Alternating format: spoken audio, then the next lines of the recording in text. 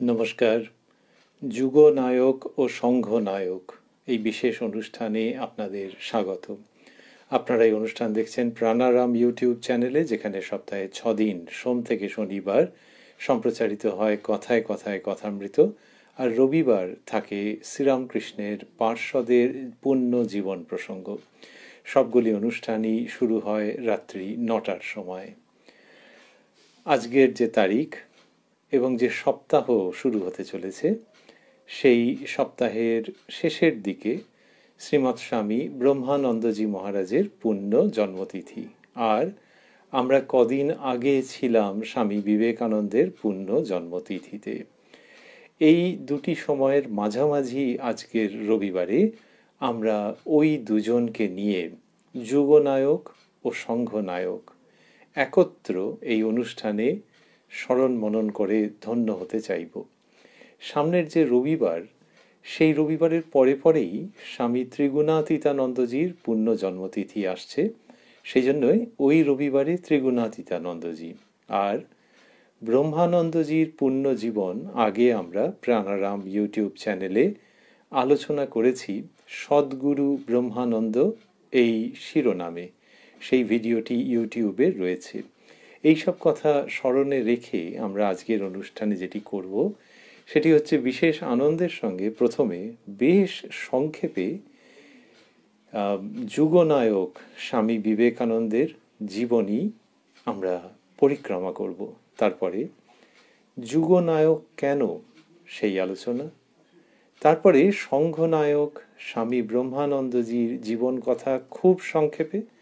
তারপর কিভাবে, কোন দৃষ্টিতে তিনি সংঘনায়ক, এবং সবশেষে ওই মোটামুটি 1 ঘন্টার মতো সময়ের মধ্যে কি একটু বেশির মধ্যে সবশেষে এই দুই গুরু ভ্রাতার যে দৈবী সম্পর্ক, সেটির মধ্যে আমরা প্রবেশ করব।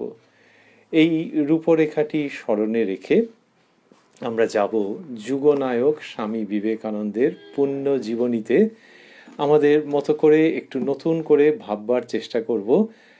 স্বামী বিবেকানন্দের জীবনী কার না জানা আছে, কিন্তু আমরা যেটা করব সেটা হচ্ছে যে রূপরেখাটি দেখব। কোথাও হয়তো একটু আধটু দাঁড়াবো, কিন্তু মূলত রূপরেখাটিকে দেখে আমরা স্বামীজিকে স্মরণ করব, সেই মহাজীবনকে। যে মহাজীবনের যে কোনো একটি অধ্যায়কে নিয়ে, যে কোনো একটি দিনকে নিয়ে সারাদিন আলোচনা করা যেতে পারে, বা যে কোনো একটি দিনকে সারা জীবনের অনুধ্যানের বিষয় করা যেতে পারে। সেই স্বামী বিবেকানন্দের জীবনীকে আমরা সংক্ষেপে পরিক্রমা করব। তার একটা আলাদা হয়তো মূল্য আছে, আনন্দ রয়েছে। আমরা সেই আলোচনার মধ্যে রয়েছি। আর ভাবছি যে স্বামী বিবেকানন্দ, যাকে শ্রীরামকৃষ্ণ বললেন যে সপ্তর্ষি মণ্ডলের ঋষি, তিনি সপ্তর্ষি মণ্ডলের ঋষি, তাকে শ্রীরামকৃষ্ণ ধ্যান নেত্রে দর্শন করেছিলেন, দেখেছিলেন যে সেই সপ্তর্ষি মণ্ডল। তাহলে বলছেন যে শ্রীরামকৃষ্ণ যে তিনি সমাধিতে দেখেছিলেন মন একেবারে জ্যোতির্ময় পথে উঠে যাচ্ছে কোন একটা উচ্চতায়, এবং সেখানে গিয়ে দেখছেন যে 7 জন ঋষি ধ্যানস্থ রয়েছেন, এবং তাদের মধ্যে যিনি বরিষ্ঠ, তাকে ওই যে রাজত্ব, সেইখানকার যে জ্যোতি, সেই জ্যোতি ঘনীভূত হয়ে একটি শিশুর রূপ নিল, এবং সেই শিশুটি গিয়ে ওই বরিষ্ঠ ঋষির গলা জড়িয়ে ধরে তার কাছে প্রার্থনা জানাচ্ছে, আদরের প্রার্থনা, যে আমি যাচ্ছি, তোমাকেও যেতে হবে। নরেন্দ্রনাথকে দেখেই স্বামী শ্রীরামকৃষ্ণ চিনেছিলেন যে এই সেই ঋষি, অর্থাৎ সেই শিশুটি আর কেউ নয়, সেটি শ্রীরামকৃষ্ণ স্বয়ং। কলকাতায় সিমলাপাড়ার বাড়িতে 1863 সালের 12ই জানুয়ারি স্বামী বিবেকানন্দের জন্ম, পৌষ কৃষ্ণা সপ্তমী তিথিতে। বাবা শ্রীযুক্ত বিশ্বনাথ দত্ত, মা ভুবনেশ্বরী দেবী। বীরেশ্বর শিবের আশীর্বাদে জন্ম, সেই জন্যে ডাক নাম বিলে, বীরেশ্বর থেকে বিলে। আর স্কুলে পড়ার সময় ভালো নাম দিতে হবে, তখন নরেন্দ্রনাথ। নরেন্দ্রনাথ বাবা মা কি ভেবে দিয়েছিলেন তারাই জানতেন, কিন্তু নরের মধ্যে ইন্দ্র, নরশ্রেষ্ঠ যিনি, তাঁর জীবনে এই নামটি খুব সার্থক হতে দেখা যাচ্ছে।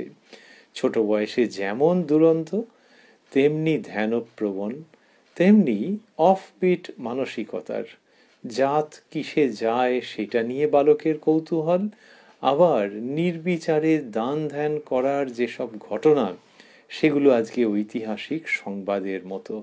সে ছেলে ধ্যান ধ্যান খেলে, কটা ছেলে আর ছোট বয়সে ধ্যান ধ্যান খেলে যে ঘরে সাপ এসে গেলে পর্যন্ত সে টের পায় না, যখন বন্ধু বান্ধবরা ছুটে পালিয়ে যায়। আর কি, কোনো কিছুকে পরখ না করে মানতে চায় না। ওই হুঁকোয় টান দেওয়ার মধ্যে যে ঘটনা, সেটি পরবর্তীকালেও দেখা যাচ্ছে যে জীবনের মধ্যে সম্পূর্ণরূপে রয়েছে।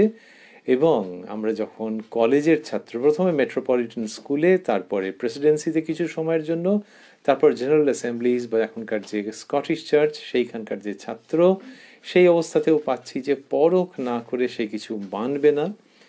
অধ্যাপকের মুখে শুনেছে ইংলিশ কবিতার ট্রান্সের প্রসঙ্গে যে এইরকম ট্রান্স বা সমাধি দক্ষিণেশ্বরে রামকৃষ্ণদেব আছেন, তাঁর এরকম ঘন ঘন সমাধি হয়। সেইটি শুনে মনের মধ্যে কৌতূহল, তারপর শ্রীরামকৃষ্ণের সঙ্গে সাক্ষাৎ। আমরা বলছিলাম যে জীবনীকে বেশ আমরা একটু দ্রুত ছুঁয়ে ছুঁয়ে যাব, এর একটা আলাদা আনন্দ আছে। তো শ্রীরামকৃষ্ণের সঙ্গে সাক্ষাৎকার যখন, তখন এই প্রথম দিকেই কোনো একটি অবসরে তাকে প্রশ্ন যে মহাশয় আপনি কি ঈশ্বর দেখেছেন? যে এই প্রশ্নটা পরিষ্কার মীমাংসা করে নিতে হবে, এই প্রশ্নটার মীমাংসা না করে কিছু হবে না। তা সেইখান থেকে ওই প্রশ্ন, শ্রীরামকৃষ্ণের উত্তর বিখ্যাত এবং ইতিহাস রচনাকারী, যাহা দেখেছি, আর এই তোমাকে যেরকম দেখছি তার থেকেও স্পষ্টভাবে দেখেছি, তোমাকে দেখাতেও পারি। আর মরমী সংযোজন যে দেখ, লোকে মাঘ ছেলের জন্য ঘটি ঘটি কাঁদে, ঈশ্বরের জন্য কে কাঁদছে বল। অর্থাৎ ওই ইঙ্গিত যে তার জন্য চোখের জল ফেললে তাকে পাওয়া যায়। ঠাকুর শ্রীরামকৃষ্ণ বলতেন যে নরেন সপ্তর্ষি মণ্ডলের ঋষি, যেটি আমরা প্রথমেই স্মরণ করেছি, আর বলতেন অখণ্ডের ঘর, নিরাকার সত্তা, নিত্য সিদ্ধ, এরা কখনো সংসারে বদ্ধ হয় না। বদ্ধ হলেন নরেন্দ্রনাথ অন্য জায়গায়, সেটি হচ্ছে ঠাকুরের যে দিব্য জীবন এবং ভালোবাসার আকর্ষণে। যদি সেটিকে বন্ধন বলা যায়, সেটি বন্ধন নয়, তো সেইখানে নরেন্দ্রনাথ চিরকালের জন্য আটকা পড়লেন, সানন্দে আত্মসমর্পণ করলেন। শ্রীরামকৃষ্ণ তাকে স্পর্শ করে নিমেষে অদ্বৈত অনুভূতি এনে দিলেন, কিন্তু বললেন যে চাবিকাঠি আমার হাতেই রইল, ঠিক সময় হলে খুলে দেব। আর বলতেন ঠাকুর শ্রীরামকৃষ্ণ যে নরেন যেদিন নিজের স্বরূপ জানতে পারবে সেদিন আর সে থাকবে না এই ইহজগতে। শ্রীরামকৃষ্ণ এবং নরেন্দ্রনাথ সংবাদ আমরা শুনেছি প্রাণারাম ইউটিউব চ্যানেলে। কথামৃতের নরেন্দ্রনাথ এই আলোচনায় 7টি পর্বে বিস্তৃত রূপে। আর আজকে ভাবছি যে দক্ষিণেশ্বরে শ্রীরামকৃষ্ণ কত রকমভাবে নরেন্দ্রনাথের জীবনকে গড়ে পিটে দিলেন। নরেন্দ্রনাথ প্রশ্ন করেন, সংশয় ব্যক্ত করেন, ঠাকুরের মুখের উপরেই কথা বলেন। এগুলি যেমন সত্য, তেমনি আবার ঠাকুরের ত্যাগে, তার প্রেমে নরেন্দ্রনাথের জীবন অন্য বর্ণে এবং ব্যঞ্জনায় গঠিত হতে থাকে। নরেন্দ্রনাথকে দক্ষিণেশ্বরের প্রথম দিনেতেই শ্রীরামকৃষ্ণ স্তব করেছিলেন হাত জোর করে, জানি প্রভু তুমি সেই পুরাতন ঋষি, জীবের দুর্গতি নিবারণ করতে পুনরায় দেহ ধারণ করেছ। নরেন্দ্রনাথ তার বন্ধু শরৎচন্দ্র, উত্তরকালে স্বামী শারদানন্দজি, যিনি তাকে বলেছিলেন যে এই ব্যক্তি উন্মাদ নাকি, আমি তখন ভেবেছিলাম, কিন্তু সেই সঙ্গে এটাও ভেবেছিলাম যে উন্মাদ হলেও এই ব্যক্তি মহাপবিত্র এবং মহাত্যাগী। সেই যে ঘটনা, সেইখান থেকে আমরা পাচ্ছি রামকৃষ্ণ বিবেকানন্দ সম্পর্কের সূচনার ইঙ্গিত, যেখানে ওই রকম ভাবে দেখছেন তিনি শ্রীরামকৃষ্ণকে। অনেক পরে চিঠিতে লিখেছিলেন, যখন শ্রীরামকৃষ্ণ স্বদেহে নেই, দেহত্যাগ করেছেন, স্থূল দেহে নেই, তখন স্বামী বিবেকানন্দ শ্রীরামকৃষ্ণ সম্পর্কে বলেছিলেন যে সে জীবনের জুড়ি আর নাই, বদ্ধ জীবনের জন্য সেই বদ্ধ জীবনের প্রতি সেই ইন্টেন্স সিম্প্যাথি এই শ্রীরামকৃষ্ণের মধ্যে তিনি দেখেছিলেন। সেটির কথা ওই রকমভাবে পরে তিনি স্মরণ করেছেন। আর আমরা পাচ্ছি যে ধীরে ধীরে ধীরে ধীরে যখন নরেন্দ্রনাথ আকৃষ্ট হচ্ছেন শ্রীরামকৃষ্ণের জন্যে, সেই পর্বে কাশীপুরে এসে দেখা যাচ্ছে যে তিনি আর ঘরে ফিরে যেতে চাইছেন না, মাঝে মাঝেই এসে থেকে যাচ্ছেন। এইরকম কোনো সময় শ্রীরামকৃষ্ণ জিজ্ঞাসা করলেন যে তুই কি চাস? নরেন্দ্রনাথ বললেন যে তিনি সমাধিস্থ হয়ে থাকতে চান একটানা শুকদেবের মতো, আর মাঝে মাঝে শুধু সমাধি থেকে একটু উঠে শরীর রক্ষা করবার জন্য একটু খাবেন, একটু খেয়ে শরীর রক্ষা করে আবার সমাধিতে লীন হয়ে যাবেন। শ্রীরামকৃষ্ণ বললেন, ছি ছি, আমি ভেবেছিলাম কোথায় তুই একটা বড় বট গাছের মতো হবি, তোর ছায়ায় এসে হাজার হাজার লোক আশ্রয় পাবে, আর তা নয় তুই নিজের মুক্তির কথা বলছিস। তুই তো গান করিস, জো কুছ হ্যায় সো তু হি হ্যায়। তা ওই সমাধি অবস্থার থেকেও বড় অবস্থা আছে, উঁচু অবস্থা আছে। সেই সমাধি অবস্থার থেকে উঁচু অবস্থা যেটি রয়েছে সেটি স্বামী বিবেকানন্দের জীবনে শ্রীরামকৃষ্ণের কৃপায় কি অপূর্বভাবে প্রকাশিত। ওই রকম সময়তে নরেন্দ্রনাথের অকালে পিতৃবিয়োগ এবং তার ফলে তার জীবনে যখন কালো মেঘ ঘনিয়ে আসছে, মানে ওইরকম সময়, মানে ওই নরেন্দ্রনাথ এবং শ্রীরামকৃষ্ণ সংবাদের মধ্যেই আমরা রয়েছি, ঘটনা কোনোটি আগে কোনোটি পরে। তো যখন ওইরকম তীব্র সাংসারিক বিপর্যয় তার জীবনে ঘনিয়ে এসেছে, তখন তিনি শ্রীরামকৃষ্ণের মধ্যে আশ্রয় পেয়েছেন, অভয় আশ্রয় পেয়েছেন, এবং মা কালীর কাছে যেন তার নতুন করে আগমন, আগের ঘটনা তো আমরা জানি না, মায়ের কাছে আগমন, আত্মসমর্পণ এবং শ্রীরামকৃষ্ণের আলোয় জীবনকে নতুন আলোকে দেখতে শেখা, এইসব ঘটনা যে ঘটে গেছে নরেন্দ্রনাথের জীবনে। কিন্তু ওই যে সাংসারিক বিপর্যয়ের সূচনা হয়েছে শ্রীরামকৃষ্ণের দেহাবসানের পর, সেটা একটা বড় দ্বন্দ্ব তৈরি করেছে, যে একদিকে বাড়ির প্রচণ্ড দুঃখ কষ্ট, আরেকদিকে হচ্ছে যে শ্রীরামকৃষ্ণের যে ব্রত নরেন্দ্রনাথ বুঝেছেন, ঠাকুর ইঙ্গিত দিয়েছেন কতক কতক, আর নরেন্দ্রনাথ সেইটার রূপরেখা তৈরি করেছেন। সেই ব্রত পালনের জন্যে ঘর ছেড়ে সন্ন্যাসীর জীবন যাপন করবেন, নাকি মা ভাইদের অবর্ণনীয় কষ্টের জন্য বাড়িতেই থেকে যাবেন। নরেন্দ্রনাথ বলছেন যে তিনি ওইটিকে বেছে নিলেন, শ্রীরামকৃষ্ণ ও তার ব্রত, এবং তিনি ঘর ছাড়লেন। এই স্বামী বিবেকানন্দের সূচনা যেন এই রকম জায়গার থেকে আমরা পাচ্ছি। তিনি বরানগর মঠে গিয়ে উঠলেন, গুরু ভাইদের একত্র করলেন, এবং সেই বরানগর মঠে প্রবল জপ ধ্যান, শাস্ত্রপাঠ, সাধ্যায় এই সমস্ত চলল, এবং শ্রীরামকৃষ্ণের সেবা পুজো। তারপরে কোনো একদিন গিয়ে হাজির হলেন গুরু ভাই বাবুরাম, উত্তরকালের বাবুরাম মহারাজ, তাঁর যে বাড়ি পূর্বাশ্রমের সেই আটপুরে, সেইখানে যীশুখ্রিস্টের আবির্ভাবের প্রাক সন্ধ্যায় নরেন্দ্রনাথ যেভাবে যিশুর ত্যাগ, বৈরাগ্য, প্রেমদীপ্ত জীবনের বর্ণনা করতে আরম্ভ করলেন, সেদিন সেখানে উপস্থিত গুরু ভাইরা সংকল্প করলেন যে তাঁরা আর বাড়িতে ফিরে যাবেন না, তাঁরা ত্যাগের জীবন যাপন করবেন। সেইখান থেকে ওই ত্যাগের হোমাগ্নিতে পুত, বৈরাগ্যের অগ্নিতে দীপ্ত নূতন জীবন এদের শুরু হলো। আবার বরানগরে ফিরে আনুষ্ঠানিক সন্ন্যাস গ্রহণ করলেন বিবেকানন্দ। কিন্তু প্রথমে সচ্চিদানন্দ, বিবিদিশানন্দ এইসব নাম নিয়েছেন, নিয়ে তারপরে বিবেকানন্দ নামটি স্থায়ী হয়েছে তার। যখন তিনি ভারতবর্ষ পরিভ্রমণ করছেন, এক সময় বিবেকানন্দ নামটি তিনি নিয়েছেন। তাহলে প্রথমে বিবেকানন্দ, তারপরে আবার ওই ব্রিটিশ পুলিশ, তাদের সব নজরদারি, সেই জন্য কখনো সচ্চিদানন্দ, কখনো বিবিদিশানন্দ, তারপরে শেষ পর্যন্ত বিবেকানন্দ। আমরা বলছিলাম পরিব্রাজকের জীবন, তিনি পায়ে হেঁটেই মূলত ভারতবর্ষ পরিভ্রমণ করতে আরম্ভ করলেন, এবং স্বামীজির যে ভারত পরিভ্রমণ সেটা পৃথিবীর ইতিহাসে এক মহা ঘটনা।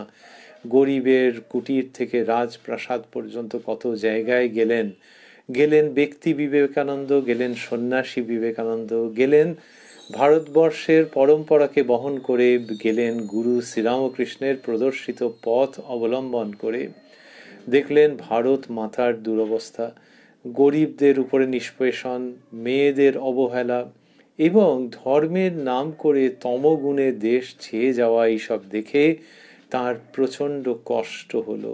একজন লিখেছেন যে দেশের জন্য ব্যথা কি কখনো শরীরিনী হয়?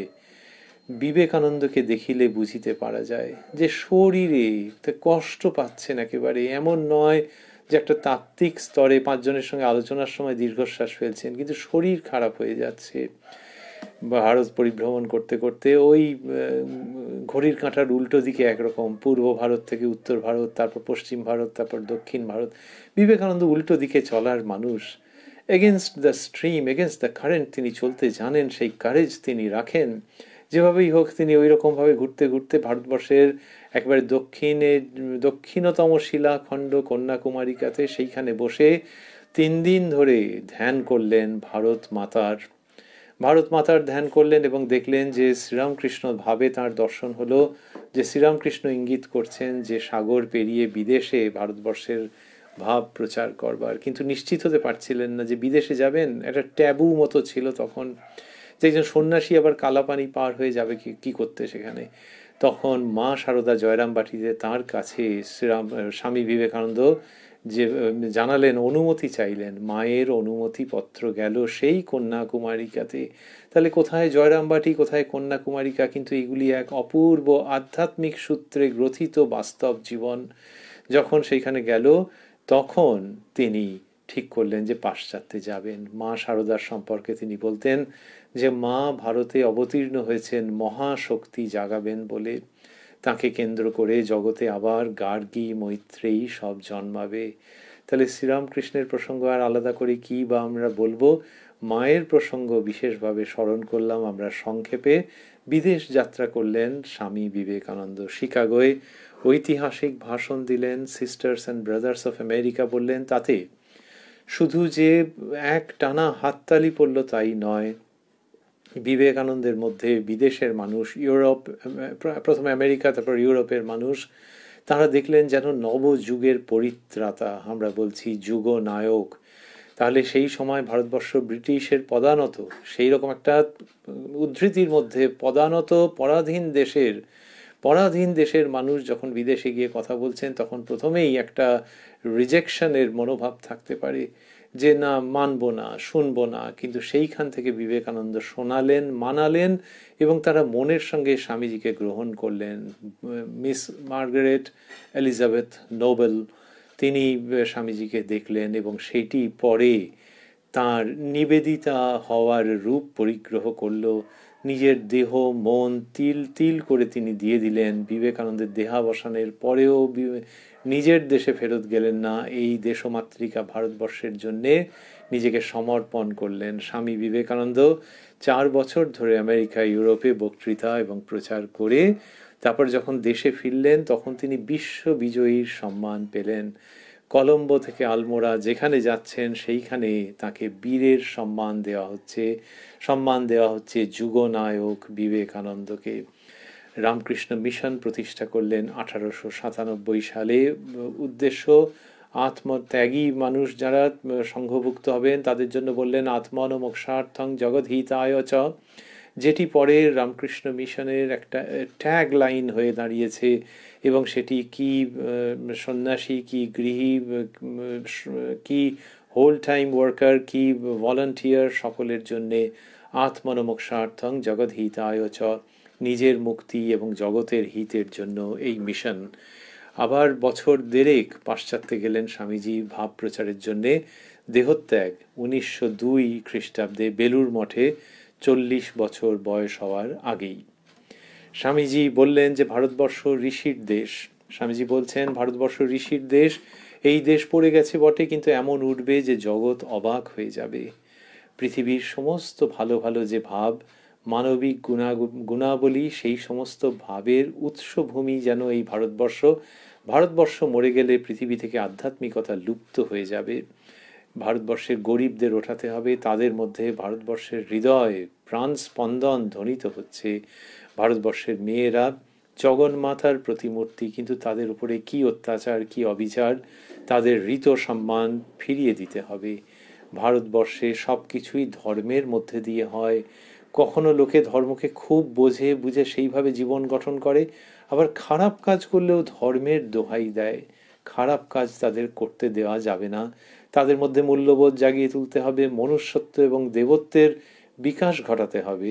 কিন্তু জানতে হবে যে এই দেশটার প্রাণ হচ্ছে ধর্ম, অন্য কিছু নয়। ধর্মের মধ্যে দিয়ে উন্নয়ন ঘটাতে হবে এই দেশের, যেখানে কত সম্প্রদায়ের বাস, এই সমস্ত সম্প্রদায় নিজ নিজ ধর্ম অবলম্বন করে মানুষের মধ্যে বিরাট মাপের মানুষ হয়ে উঠবেন, ভারত মাতা সেই দিন হাসবেন। বিবেকানন্দ সেই স্বপ্ন দেখালেন মানুষকে, বোঝালেন যে ভারতবর্ষের জাতীয় আদর্শ হচ্ছে ত্যাগ ও সেবা, এবং বোঝালেন যে আমাদের এই যে জাতীয় অধঃপতনের একটা বড় কারণ হচ্ছে যে উপনিষদের বাণীকে ভুলে যাওয়া। সেই উপনিষদ যেটি সেই সময় উচ্চারিত হয়েছিল যখন হিন্দু মুসলমান এই সমস্ত বিভাজন তৈরিই হয়নি, সেই উপনিষদ তথা বেদান্ত। বেদান্তের মধ্যে উপনিষদ, গীতা, ব্রহ্মসূত্র। তো সেটা স্বামীজি বলছেন যে বনের বেদান্তকে ঘরে আনাই আমার জীবন ব্রত, যে ওই বেদান্তকে নিয়ে আসতে হবে, ওই বেদান্তকে উপলব্ধি করে তার মর্ম বাণী জ্ঞাত হয়ে সমাজের মধ্যে সেটিকে প্রয়োগ করতে হবে, যে কিভাবে মানুষের কল্যাণ হয় ওই বেদান্ত ভিত্তিক চিন্তার আলোকে। চারটিখানি কথা নয়, কিন্তু স্বামীজি সেটাকে বাস্তবে রূপায়িত করলেন এতটাই যে তাঁর প্রতিষ্ঠিত মিশনের দিকে তাকালে লোকে আজও অবাক হয়ে যায় যে 1897-তে যেটি প্রতিষ্ঠিত সেটি এরকম এত শক্তিশালীভাবে চলে কি করে। সেদিন যারা প্রতিষ্ঠা করেছেন তারা তো সবাই চোখ বুজেছেন, তারপরে এত শক্তিশালী। স্বামীজি বলছেন বনের বেদান্তকে ঘরে আনাই আমার জীবন ব্রত। বেদান্তের মধ্যে যে জীবনী শক্তি পেয়েছেন সেটিকে তিনি চেয়েছেন সমাজের মধ্যে ছড়িয়ে দিতে, আর বলেছেন উপযুক্ত শিক্ষা দিয়ে সমাধান হয় না এমন কোনো জিনিস নেই। আমাদের চাই সৎ, পবিত্র, চরিত্রবান এবং আত্মনির্ভর যুবক যুবতী। অন্তরের সুপ্ত যে দেবত্ব সেটিকে ফুটিয়ে তোলাই হচ্ছে ধর্ম, এবং অন্তরের সুপ্ত যে পূর্ণতা তাকে ফুটিয়ে তোলার নামই হচ্ছে শিক্ষা। বিবেকানন্দ বললেন নিদ্রিত ঈশ্বরের আরাধনা থেকে আমি তোমাদের জীবন্ত নরনারায়ণের সেবাতে আহ্বান জানাচ্ছি। এই বিবেকানন্দের জীবন, আমরা সেটির মধ্যে ছিলাম। পর্ব 1 হয়ে গেল। এইবারে হচ্ছে যে তাকে কেন যুগনায়ক বলা হচ্ছে। তার জীবনীকার স্বামী গম্ভীরানন্দজি লিখেছেন বই, তার শিরোনাম বিখ্যাত বই যুগনায়ক বিবেকানন্দ। যুগনায়ক, যুগের জন্য তিনি কিছু বলছেন, এমন কিছু বলছেন যেটা যুগের খুব দরকার। ভারতবর্ষে যে সন্ন্যাসের আদর্শ সে কত বছর ধরে পরিচিত, সেই সন্ন্যাসের আদর্শকে স্বামীজি বলছেন যে সংসারের সঙ্গে ব্যাপারটাকে মিলিয়ে ভাবতে হবে, যে একটা আরেকটার সঙ্গে বিযুক্ত নয়। তাহলে সন্ন্যাস আলাদা, সংসার আলাদা, এরকম নয়। সন্ন্যাসের থেকে সংসারের পাওয়ার আছে, সংসারের মধ্যে থেকে সংসারের মধ্যে থেকে আবার কি পাবে? উত্তর হচ্ছে যে সন্ন্যাস জীবন যিনি যাপন করছেন তারও আবার সংসারকে কিছু দেওয়ার আছে। আজকের এই অনুষ্ঠানে আমরা তো তার বিশদে যাব না, কিন্তু যিনি দুটো শখে এরকম মেলাচ্ছেন তিনি স্বামীজি, যিনি কিনা সংসার সন্ন্যাস তাদের সমন্বয় ঘটাচ্ছেন, তিনি স্বামীজি, তিনি যুগনায়ক। শ্রীরামকৃষ্ণের কাছে শুনেছিলেন শিবজ্ঞানে জীবের সেবা। ঘরের বাইরে এসে বলেছিলেন যে আজকে কি অদ্ভুত আলো, কি ঠাকুরের উক্তিতে পেলাম, যদি ভগবান কখনো দিন দেন তাহলে এই আলো সারা পৃথিবীতে প্রচার করব। সেইটি তিনি দেখিয়েছেন যে শিবজ্ঞানে জীবের সেবা, বহুরূপে সম্মুখে তোমার ছাড়ি, কোথা খুঁজিছ ঈশ্বর, জীবে প্রেম করে যেই জন সেই জন সেবিছে ঈশ্বর। এই ভাব স্বামীজি ভারতবর্ষের মধ্যে এবং পৃথিবীর মধ্যে দিয়েছেন। সেটা এই যুগের খুব দরকার ছিল, যে ইন্দ্রিয়াতীত জগতের আলোচনা থাকবে, থাকতেই হবে, কিন্তু সেটা কি এই জগৎকে সম্পূর্ণরূপে অস্বীকার করবে, নাকি একটা গোল্ডেন লিঙ্ক আছে, একটা সোনালী যোগসূত্র আছে। সেই সোনালী যোগসূত্র আবিষ্কার করছেন, রচনা করছেন এবং উপহার দিচ্ছেন যুগনায়ক বিবেকানন্দ। বিজ্ঞান নিয়ে স্বামীজির যে চিন্তা, বিজ্ঞান চিন্তা স্বামীজির অসাধারণ। পৃথিবীর মধ্যে তিনি প্রথম ব্যক্তি যিনি ধর্ম এবং বিজ্ঞানকে অসামান্যভাবে সংযুক্ত করতে প্রয়াসী হয়েছেন। ধর্ম ও বিজ্ঞানকে সংযুক্ত করে দিয়েছেন আমরা বলবো না, ধর্ম ও বিজ্ঞানের সমন্বয় সাধন করে দিয়েছেন, সেটা কখনো সম্ভব নাকি? কিন্তু সেই যে আলো দেখিয়েছেন, সেই যে পথ দেখিয়েছেন স্বামীজি, সেইটা তাকে যুগনায়ক বলবার অন্যতম শক্তিশালী কারণ। যখন আমরা দেখছি যে পৃথিবীতে ধর্ম থাকবেই, ধর্ম থাকছে এবং ধর্ম থাকারই কথা, আবার পৃথিবী বিজ্ঞানের ভাষায় কথা বলে, এবং দুজনের মধ্যে কি দ্বন্দ্ব। কত কত ধর্মের মানুষ আছেন যারা বিজ্ঞান শুনলে নাক সিটকন, ভাবেন ওটা নাস্তিকতারই প্রতিশব্দ। আবার কত কত বিজ্ঞানী আছেন যারা বলেন যে ধর্ম মানে কল্পনা বিলাস, অত সময় নেই। এইখানে ধর্ম এবং বিজ্ঞান এই দুটোর মেলবন্ধন ঘটাচ্ছেন বিবেকানন্দ, জোর জবরদস্তি নয়, কিন্তু দেখাচ্ছেন যে দুটি সত্যের অনুসন্ধানের দুটি পথ, এবং কালে কালে তারা মিলিত হবে, কনভার্জ করবে।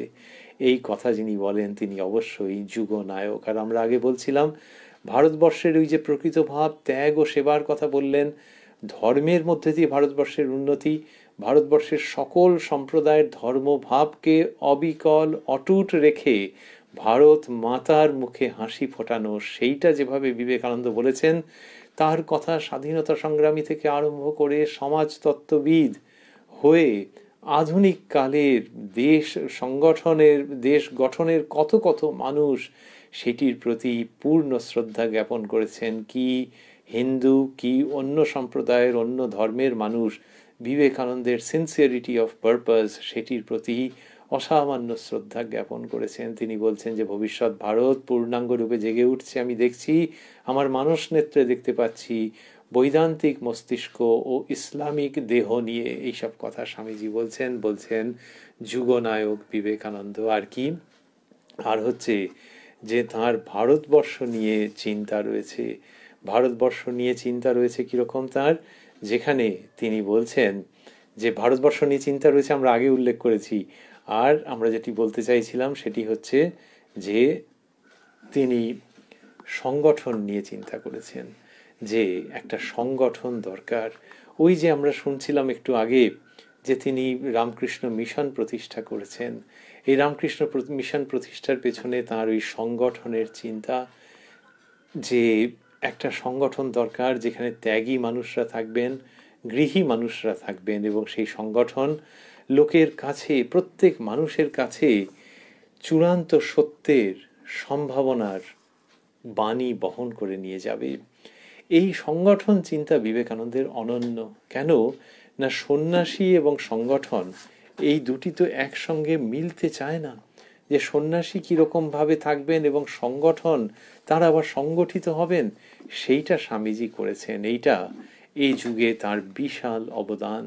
ওই যে আমরা বলছিলাম যে সন্ন্যাস আশ্রম এবং সন্ন্যাস এই দুটি পৃথক নয়, তাদের মধ্যে যে সমন্বয়, যে অর্থপূর্ণ ভাব বিনিময়, সেটার সূচনা করছেন স্বামীজি এই সংগঠনের মধ্যে দিয়ে। বিদেশ থেকে চিঠি দিচ্ছেন, পরের পর চিঠিতে আছে যে ভবিষ্যতের যে সংগঠনের কথা ভাবছেন তিনি, সেটি কীরকম হবে। 1897-তে এসে তিনি প্রতিষ্ঠা করলেন সকলের সহায়তা নিয়ে, গুরু ভাইদের পাশে নিয়ে, ঠাকুর শ্রীরামকৃষ্ণের নামে সংগঠন, এবং রামকৃষ্ণ মিশন অ্যাসোসিয়েশন নাম, পরবর্তীকালে রামকৃষ্ণ মিশন, পরবর্তীকালে রামকৃষ্ণ মঠ, এই সবটা যে বিবেকানন্দ করছেন সেটা তার চিন্তা ভাবনার মধ্যে ধীরে ধীরে এসেছে, আবর্তিত হয়েছে এবং রূপ পেয়েছে। যেসব চিঠি লিখেছেন তার কি অদ্ভুত। তার মধ্যে কোথাও এমনকি ভবিষ্যতের যে সংগঠন, সেখানে সাধুরা কীরকমভাবে থাকবেন, তাদের কোয়ার্টার্স কীরকম হবে, সেখানে আসবাবপত্র কীরকম থাকবে, এই সমস্ত খুঁটিনাটি তিনি উল্লেখ করছেন। এতটাই সুদূর প্রসারী এই যুগনায়কের যুগ নির্মাণের চিন্তা ভাবনা। তিনি বলরাম মন্দিরে ওই যে স্থাপন করলেন 1897-এর 1 মে, সেটির কথা তো আমরা একাধিকবার স্মরণ করলাম, এবং মঠের নিয়মাবলী সেগুলি স্বামীজি রচনা করিয়ে দিলেন। আজ পর্যন্ত যে নিয়মাবলী মঠের একেবারে মাথার মণির মতো, স্বামীজি সেই সব নিয়ম কত খুঁটিনাটি তিনি করে দিচ্ছেন। আমরা বলছিলাম যে এখনো পর্যন্ত এই যে মানুষের নিচ্ছেন এই ভাব যে নিচ্ছেন, এবং কত সংগঠন তৈরি হয়েছে যারা কিনা ওই মানুষের মধ্যে সেবার ভাব নিয়ে করেছেন। ভারতবর্ষে কত নেতা নেত্রী তৈরি হয়েছেন, এবং আজ পর্যন্ত কত শত সহস্র সংগঠন যারা কিনা ভাবছেন যে হ্যাঁ, এই মানুষের মধ্যে মানুষকে সেবা, তার মধ্যে দিয়েই পুজো, এইগুলো স্বামীজির সমস্ত হচ্ছে তার উদ্ভাবন, এই চিন্তাধারা, যেখানে কিনা আকাশের উদারতা রয়েছে এবং সমুদ্রের গভীরতা রয়েছে, স্বামীজি সেইগুলি করছেন। তিনি আজকালকার দিনে জার্নালিজমের ভাষায় যেটাকে বলা হয় হাউস জার্নাল, যে একটা মুখপত্র থাকবে, তো সেই সংঘের মুখপত্র ব্রহ্মবাদীন, প্রবুদ্ধ ভারত, উদ্বোধন, এইগুলির সব সূচনা করে দিয়েছেন। সেই 1902 সালে যিনি দেহ রক্ষা করেছেন তিনি এইগুলো করে দিয়েছেন, যে সংঘের মুখপত্র সেইগুলি সব তার সময়ের সূচনা হয়েছে। পরবর্তীকালে আরও কত কত যুক্ত হয়ে গেছে। এইভাবে স্বামীজি যে ভেবেছেন সেই শক্তিশালী তার সংগঠন চিন্তা, সেটি হলো তার যুগনায়ক যে ভূমিকা, যুগনায়কের ভূমিকা তার মধ্যে বিশেষভাবে উল্লেখযোগ্য। এই যুগনায়ক বিবেকানন্দকে আমরা স্মরণ করলাম সংক্ষেপে। আবারও ভাবছি যে স্বামীজির জন্মতিথি আমরা কিছুদিন আগে পালন করে এসেছি। স্বামীজির জীবন সকলেরই কম বিস্তর অল্প বিস্তর জানা, কিন্তু এখানে আজকে আমরা পরবর্তী অংশে ঢোকবার আগে স্মরণ করছি যে স্বামীজির জীবনকে আবার আমরা সংক্ষেপে পরিক্রমা করে নিয়েছি এবং কেন তিনি যুগনায়ক সেই সম্পর্কে ভাবনা চিন্তা করবার চেষ্টা করেছি তাঁরই শ্রীপাদপদ্ম ভরসা করে। এইবার সংঘনায়ক। সংঘনায়ক স্বামী ব্রহ্মানন্দজি। সংঘনায়ক স্বামী ব্রহ্মানন্দজি বলছিলাম আমরা যে যার জন্মতিথি আর কিছুদিন বাদেই আসছে। তার জন্ম 1863 21 জানুয়ারি, সেটি মাঘ শুক্লা দ্বিতীয়া তিথি। তাহলে 12ই জানুয়ারি স্বামীজির, আর তার থেকে 9 দিনের মতো ছোট স্বামী ব্রহ্মানন্দজি, যিনি রাখালচন্দ্র ঘোষ জন্মসূত্রে, যিনি শ্রীরামকৃষ্ণের ব্রজের রাখাল, যিনি শ্রীরামকৃষ্ণের উক্তিমতো রাজা এবং যিনি ভক্তদের রাখাল মহারাজ, রাজা মহারাজ, শুধু মহারাজ তথা শ্রীমৎ স্বামী ব্রহ্মানন্দজি। এর অপূর্ব জীবন। শ্রীরামকৃষ্ণ বলেছেন ঈশ্বর কোটি, নরেন্দ্র, রাখাল, আরও অন্য কয়েকজনের নাম। তাই ঈশ্বর কোটি বলেছেন। আর কি? আর হচ্ছেন যে রাখাল মহারাজ তিনি শ্রীরামকৃষ্ণের মানস পুত্র ঠাকুর শ্রীরাম। আবারও আমরা এখানে মাঝখানে আরেকবার ভেবে নিচ্ছি যে ব্রহ্মানন্দজির জীবন এবং তার যে গুরুভাব সেটা নিয়ে আমরা আলোচনা করেছি প্রাণারাম ইউটিউব চ্যানেলে।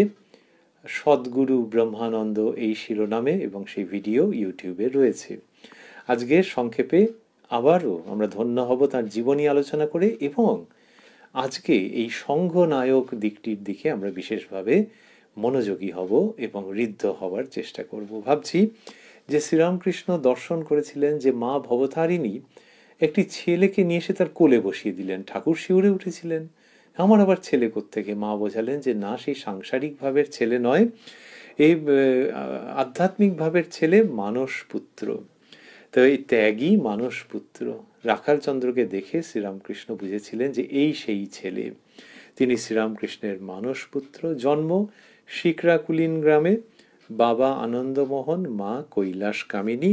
ছেলেবেলায় এই ভগবানের গান, তারপরে বিভিন্ন রকমের ভজন সঙ্গীত, তারপর দেবদেবীর পুজো আচ্ছা এইসবের দিকে খুব মন তার টানত। তারপর পড়াশোনার জন্য কলকাতায় এসে গেলেন এবং কলকাতায় এসে দেখা হলো নরেন্দ্রনাথের সঙ্গে, যে নরেন্দ্রনাথের সঙ্গে রাখালচন্দ্রের এমনিতে মিল নেই। নরেন্দ্রনাথ বেপরোয়া ছেলে, আর রাখালচন্দ্র খুব সব ভালো মানুষ টাইপের একটা ছেলে।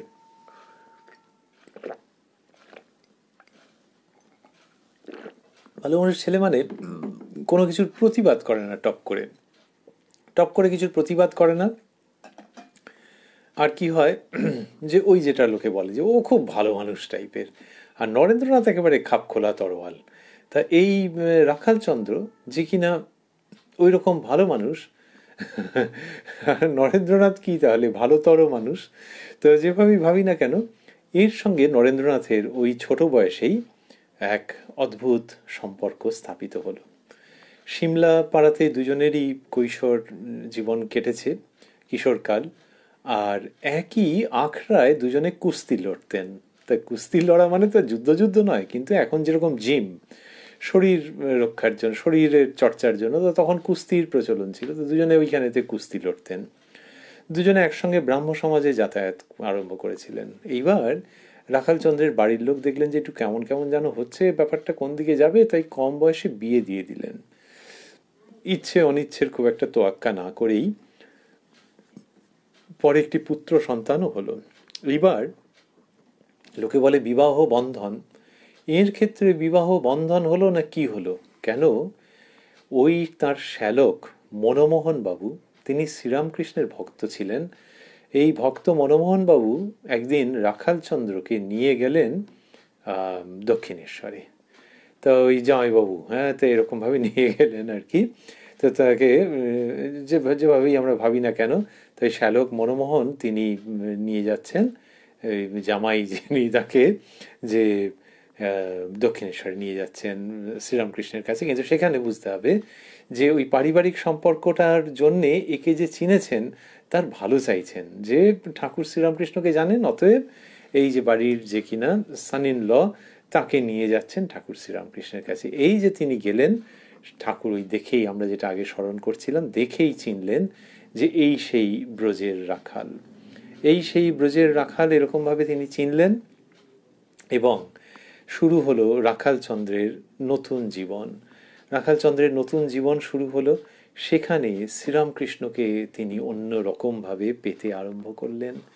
শ্রীরামকৃষ্ণ রাখালচন্দ্রকে চিনছেন আর রাখালচন্দ্রও তাকে চিনছেন, এবং রাখালচন্দ্রের মনের মধ্যে যে সুপ্ত দেবভাব, সুপ্ত আধ্যাত্মিকতা ছিল, সেটি শ্রীরামকৃষ্ণের কৃপা স্পর্শে পূর্ণ বিকশিত হতে আরম্ভ করলো।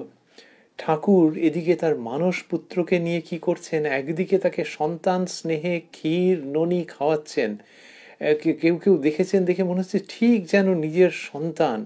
সেই রকমভাবে রাখালচন্দ্রের সঙ্গে, রাখালের সঙ্গে ঠাকুরের সম্পর্ক। অন্যদিকে আবার ঠাকুর তাকে প্রবৃত্ত করছেন তীব্র ঈশ্বরীয় সাধনায়, সুতীব্র সাধনায়, আর তাকে একটুখানি এগিয়ে দিলেই তার অন্য রকমের একটা উচ্চতায় আরোহণ হয়ে যায়। শ্রী শ্রী রামকৃষ্ণ কথামৃততে আছে যে ঠাকুর বলছেন যে রাখালের এখন যে অবস্থা, আমারই তাকে জল গড়িয়ে জল দিতে হয়। তার মানে তার ওই রকম উচ্চ ধর্মজীবন, ওই 19-20 বছর মতো বয়স, সেই সময় ঠাকুর বলছেন যে তাকেই আমার জল দিতে হয়। কি প্রসঙ্গে এসেছিল? ঠাকুরের নিজের শরীরের দিক থেকে অসুবিধা, শরীর মানে খুঁটিনাটি দিকে অসুবিধা হচ্ছিল, যে ভাগ্নে হৃদয়রাম নেই তখন আর। তো তখন বলছেন, উনি বললেন যে কেউ যদি এসে থাকে একটু ভালো হয়, আর যারা রয়েছে তার মধ্যে ওই রাখালের কথা ওরমভাবে বললেন খুব আনন্দের সঙ্গে, যে তাকেই আমার জল এগিয়ে দিতে হয়, এইভাবে করে বললেন। একদিন নাট মন্দিরে রাখাল ধ্যান নিমগ্ন রয়েছেন, আর সেই সময় ঠাকুর শ্রীরামকৃষ্ণ হঠাৎই, প্রায় হঠাৎ তাকে বললেন, এই নে তোর মন্ত্র, আর ওই দেখ তোর ইষ্ট। শ্রীরামকৃষ্ণ তো একেবারে হাতে করে ধর্ম দিতে পারতেন। তো রাখালচন্দ্রকে যেমন তিনি হাতে করে ক্ষীরননি খাইয়েছেন, সেই রকমভাবে ধর্ম বলি, আধ্যাত্মিকতা বলি, অন্তরের গভীরতম অনুভূতি বলি, সেইভাবে মুখের কাছে তুলে ধরেছেন বা অন্তরের কাছে উপস্থাপন করেছেন। আর শ্রীরামকৃষ্ণ একটা অদ্ভুত কথা বলেছিলেন যে রাখালের রাজবুদ্ধি আছে, সে রাজ্য চালাতে পারে। এটি যখন বলেছিলেন তখন মানুষজন মনে হয় অবাক হয়ে গিয়েছিলেন। স্বামীজির ভাই মহেন্দ্রনাথ দত্ত, তিনি রাখালের বর্ণনা লিখেছেন, খুব শ্রদ্ধা করতেন তো, কিন্তু বর্ণনা লিখেছেন যে ছোট বয়সে তাকে দেখে কিছু বোঝা যেত না, এবং পাটা থপথপ করে চলতো। অন্যদের যেমন পায়ের তলার দিকে একটু উঁচু অংশ থাকে, রাখালচন্দ্রের ফ্ল্যাট। তো সে একটা বড় কেউ কিছু হবে কোনোদিন কেউ ভাবেনি। শ্রীরামকৃষ্ণ এই উক্তি করছেন যে রাখালের রাজবুদ্ধি আছে, সে রাজ্য চালাতে পারে। যখন শ্রীরামকৃষ্ণ দেখেছেন রাখালচন্দ্রকে, তখন তার বাবা মা সহ কেউ এরকম ভেবেছেন বলে আমাদের মনে হয় না। শ্রী শ্রী মায়ের কথা আমরা ধরছি না। তা ঠাকুর আর মা এক সত্তা। তো এইরকম হলো। যখন এইটি স্বামীজি শ্রীরামকৃষ্ণ বলেছিলেন, তারপরে গুরু ভাইদের কাছে নরেন্দ্রনাথ বলেছিলেন, আজ থেকে আমরা রাখালকে রাজা বলে ডাকবো। ওই যে রাজা মহারাজ, ওইখানের উৎপত্তি। ঠাকুর বলেছিলেন যে রাখালের রাজবুদ্ধি আছে, সে রাজ্য চালাতে পারে। এইখান থেকে স্বামীজি বললেন রাজা বলে ডাকবো। পরবর্তীকালে মহারাজ বলে ডাকারও প্রচলন হয়েছে। আমরা পরে দেখতে পাচ্ছি রাজা মহারাজজিকে কাশীপুরে দেখতে পাচ্ছি, যেখানে তিনি শ্রীরামকৃষ্ণের সঙ্গে রয়েছেন এবং শ্রীরামকৃষ্ণের সেবায় আত্মনিয়োগ করছেন। এইসব করতে করতেই তার সংসার জীবন থেকে চলে আসা চিরতরে শ্রীরামকৃষ্ণের পদপ্রান্তে। ঠাকুর শ্রীরামকৃষ্ণের দেহ রক্ষার পর বরাহনগর মঠে এলেন রাখালচন্দ্র, এবং যথাকালে সন্ন্যাস গ্রহণ করে হলেন স্বামী ব্রহ্মানন্দ। তিনি অনেক তীর্থ ভ্রমণ করেছেন, আমরা তার বিস্তারিত বিবরণে যাব না। কলকাতায় যখন থাকতেন প্রায়ই বলরাম মন্দিরে থাকতেন, সেই বলরাম মন্দির যেখানে স্বামী বিবেকানন্দ 1897-তে, একটু আগে আমরা উল্লেখ করেছি, স্মরণ করেছি, স্থাপন করলেন রামকৃষ্ণ মিশন অ্যাসোসিয়েশন। এই যে 1897-এর 1 মে যেটি তিনি করলেন, সেই দিনই কলকাতা কেন্দ্র, ওই মিশন অ্যাসোসিয়েশনের কলকাতা কেন্দ্রের সভাপতি হলেন স্বামী ব্রহ্মানন্দ। এটি স্বামীজি করলেন, তাকে ওই পদে প্রতিষ্ঠিত করলেন। তাহলে 1897-তে রামকৃষ্ণ মিশন অ্যাসোসিয়েশন, তার কলকাতা কেন্দ্রের সভাপতি হলেন স্বামী ব্রহ্মানন্দজি। আর এর 4 বছর বাদে 1901-এ বেলুড় মঠের ট্রাস্টি যারা, তাদের যে সভা স্বামীজির উপস্থিতিতে, সেখানে রাখাল মহারাজ নির্বাচিত হলেন বেলুড় মঠের সভাপতি রূপে। সেই সূত্রে তিনি বেলুড় মঠের প্রথম সভাপতি, এখন আমরা যাকে বলি প্রেসিডেন্ট। তাহলে এই যে প্রেসিডেন্ট হলেন, এটি 1902-তে স্বামীজির দেহাবসান, তার আগেই স্বামীজি একরকম তাকে সভাপতি করে গেলেন। স্বামীজি নিজে আর কিছুর মধ্যে রইলেন না, সমস্ত পদ থেকে তিনি সরে দাঁড়ালেন, বলতেন যে বড় গাছের ছায়ায় ছোট গাছ বাড়তে পারে না। তো এই যে হলেন রাখাল মহারাজ বা রাজা মহারাজজি সভাপতি, সেটি তিনি ইহজীবনের শেষ 1922 পর্যন্ত ওই পদে অধিষ্ঠিত ছিলেন। তা কতদিন হচ্ছে তাহলে, 1901-এর প্রথম দিকে সভাপতি, আর 1922-এরও গোড়ার দিকেই তার দেহাবসান, তার মানে হিসেব করলে 21 বছর দাঁড়াবে, 21 বছরের কিছু বেশি। আর এর থেকে তাহলে 21 বছর ধরে ওই সংঘের দায়িত্বভার, আর যদি 1897 থেকে ধরা যায় তাহলে আরো 4 বছর, তাহলে 21 আর 4-এ 25 বছর। 25টি বছর ধরে সংঘের ওই তিনি হাল ধরছেন বিভিন্ন রকম ভাবে, সেটিতে আমরা যাব। তার সময় বিভিন্ন কেন্দ্রের সূচনা হলো এই রাখাল মহারাজের। এদের জীবনী আলোচনা অসম্পূর্ণ থেকে যাবে যদি শ্রী শ্রী মাকে না স্মরণ করি। শ্রী শ্রী মায়ের কাছে রাখাল মহারাজ একেবারে অন্য রকম হয়ে যেতেন, ভয় পেতেন। মায়ের এত প্রিয়, ওই যে আমরা বলছিলাম ঠাকুর মা এক সত্তা, তো ঠাকুরের মানসপুত্র, তো মা এত ভালোবাসেন, কিন্তু এরা মাকে যেভাবে দেখেছেন তাতে ভয়টা কোথায়, যে সাক্ষাৎ জগদম্বা, তোমরা দেখছো মা শারদা, তোমরা দেখছো ঠাকুরের সহধর্মিনী, এগুলো সবই সত্য, কিন্তু আসলে তিনি জগদম্বা, এটি যার ভেতরে আছে। রাখাল মহারাজ বলতেন যে মা হচ্ছেন সাক্ষাৎ জগদম্বা, নরদেহে স্বয়ং ভগবতী। এটি যার সত্তা, সেটি সম্পর্কে যিনি নিশ্চিত, তিনি সংকোচ তো করবেনই, সেরকম ব্রহ্মানন্দজির ভাব ছিল। এবং মায়ের প্রসন্নতা যেখানে যেখানে ফুটে উঠত, মা তো সদাই প্রসন্ন, কিন্তু রাজা মহারাজ যখন সেটি সম্পর্কে অবহিত হতেন কোনো কাজ সূত্রে, কোনো ঘটনা সূত্রে, তখন তিনি দিব্যানন্দে বিভোর হয়ে যেতেন। সেই ভাব থেকে তাকে টেনে নামানো খুব মুশকিল ছিল যে মা প্রসন্না হয়েছেন। 1922 সালে আন্দাজ 59 বছর বয়সে রাজা মহারাজের জীবনাবসান, স্থূল দেহের অবসান। এই পর্যন্ত হচ্ছে সংঘনায়ক ব্রহ্মানন্দ, তার জীবনী আলোচনা। এইবারে আমরা আসব যে কেন তিনি সংঘনায়ক, সেই প্রসঙ্গে। সংঘনায়ক কথাটিকে আমরা চয়ন করেছি, বা সংঘনায়ক কথাটিতে আমরা পৌঁছেছি কিভাবে, তার যে স্তব, সেখানে বলা হয়েছে সদ্গুরু লোকনায়ক, তিনি সদ্গুরু এবং তিনি লোকনায়ক। এই যে শব্দাবলী স্বামী ব্রহ্মানন্দজির স্তবে প্রযুক্ত হয়েছে, সেইখান থেকেই আমরা শব্দটিকে আমাদের মতো গঠন করে নিয়েছি মহারাজের প্রতি পূজা প্রণামের জন্যে, যে তিনি সংঘনায়ক। সংঘনায়ক বলা হয় সকলকেই, কিন্তু তিনি তো প্রথম সংঘনায়ক। আর ওই যে ঠাকুর বলে গিয়েছিলেন আর স্বামীজি তাকে ওই পদে বসাচ্ছেন, এইসবের জন্যে তার ওই সংঘনায়ক সত্তাটি আমাদের খুব মনে হচ্ছে। না, তা নাহলে তো সদ্গুরুও তো কতজন ঠাকুরের এই আদর্শের পরম্পরায়, কিন্তু সদ্গুরু বলে স্বামী ব্রহ্মানন্দজিকে যখন স্মরণ করা হয় তখন তার তো একটা মূল্য থাকে। সেইভাবে আমরা তাকে সংঘনায়ক রূপে স্মরণ করে ধন্য হতে চাইছি। আর ভাবছি যে এইটা যে হতে হবে এরকম, আবারও ভাবছি সেটি চিহ্নিত করে দিলেন, ঘোষণা করে দিলেন শ্রীরামকৃষ্ণ যখন তিনি বললেন রাখালের রাজবুদ্ধি আছে, সে রাজ্য চালাতে পারে। ওই যে 21 বছর 25 বছর যেভাবেই বলি, মানে 2 দশক কি 2.5 দশক প্রায় ধরে রাজা মহারাজজি সংঘের নেতৃত্ব দিচ্ছেন। নেতৃত্ব কথাটিকে আমরা সচেতনভাবে ব্যবহার করছি কিঞ্চিত রিজার্ভেশনের সঙ্গে, কেননা নেতৃত্ব দিয়েছেন ঠাকুর এবং মা। ঠাকুরের নামে রামকৃষ্ণ মিশন, রামকৃষ্ণ মঠ, সে তো দেখাই যাচ্ছে। আর যুগনায়ক স্বামী বিবেকানন্দ একবারের জন্যই ছিনিয়ে দিয়ে গিয়েছিলেন নিশ্চিতভাবে চিরকালের জন্য যে সংঘ জননী মা সারদা দেবী। সেই জন্য তাঁদেরই সংঘ। কিন্তু হ্যাঁ, বাস্তব জীবনে যারা চালাচ্ছেন সেইখানে তো তাদেরকে ঠাকুর মাকে মাথায় রেখে কাজ করতে হচ্ছে। তো তা সেইখানে স্বামী ব্রহ্মানন্দজিকে অসামান্য ভূমিকায় পাচ্ছি কত রকম দিকে, এবং প্রত্যেক কটি দিকই কিন্তু বেশ একটু ডিফিকাল্ট, ফুল অফ স্ট্রাগল। স্বামী ব্রহ্মানন্দজি যখন দায়িত্ব নিয়েছেন, মঠ চলছে, তখন নতুন যারা সন্ন্যাসী হতে আসছেন তাদের গড়ে দিতে হচ্ছে তাদের জীবন। তো তাহলে তো সকলে রয়েছেন, কিন্তু সভাপতি যিনি, তার তো বিরাট ভূমিকা। তার কাছে দীক্ষা নিচ্ছেন, তার কাছে সন্ন্যাস হচ্ছে, আবার আরও কত কত জন যারা যোগদান করছেন তাদের, যারা তার দীক্ষিত, যারা দীক্ষিত নন, সকলের ভার নেওয়া।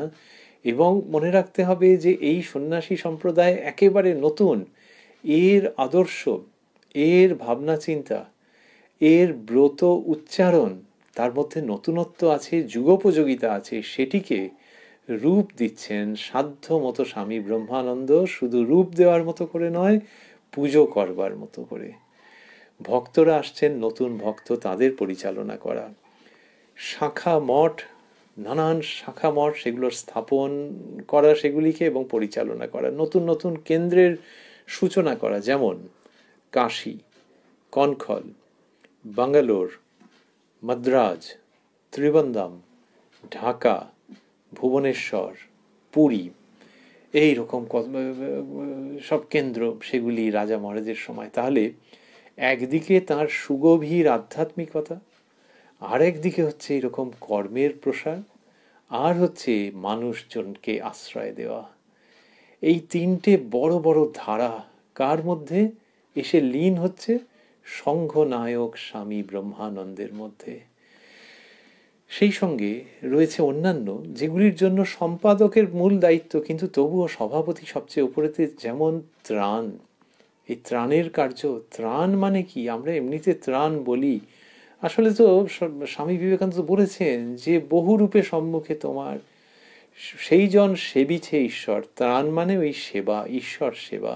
কিন্তু তার জন্য তো পয়সা কড়ি লাগবে, জনগণের যে অনুদান সেটা লাগবে। ব্রহ্মানন্দজির অধীনে সংঘ সেইগুলোকে অপূর্বভাবে সেগুলোকে নিয়ে ডিল করেছে। আর একটা গন্ডগোলের ব্যাপার ছিল, সেই গন্ডগোলের ব্যাপার হচ্ছে যে ওই আমরা বলছিলাম বিদেশির